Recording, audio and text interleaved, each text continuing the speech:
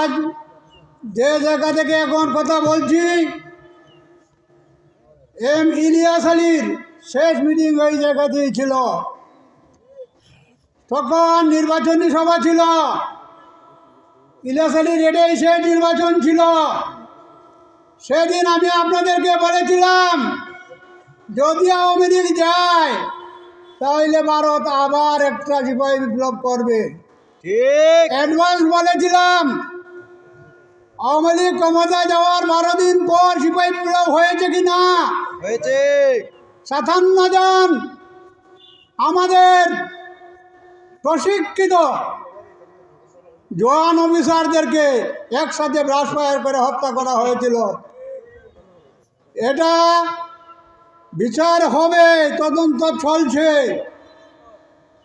তো আজ আমি এই কথাটি শুধু বলতে চাই, কারণ ভারত আমাদের ভালো চায় না, আর শেখ হাসিনা ভারতের ভুতুল। আমরা বাঙালি, আমরা বাংলাদেশেই রাখতে হবে।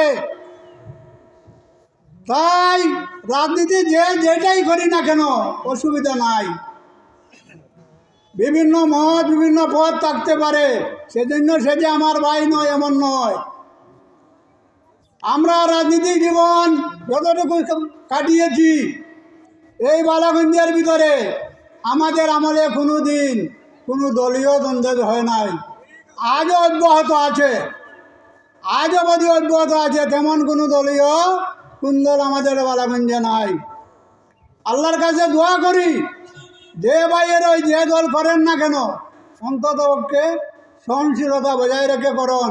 হিংসার রাজনীতির জন্ম দিবেন না। হিংসা মানুষকে ধ্বংস করে, দুনিয়াতেও ধ্বংস করে, আখিরাতেও ধ্বংস করবে। তাই আমি সকলের প্রতি অনুরোধে রেখে বলছি, আজকের যে জনসভা আমাদের আহমদ আলী চুনু মিয়ার মাধ্যমে সম্বর্ধনা সভা আমাদের ইউনিয়ন বিএনপির নেতৃবৃন্দরা সংগঠিত করেছেন, তাদেরকে আমি আমার অন্তর থেকে ধন্যবাদ জানাই। এবং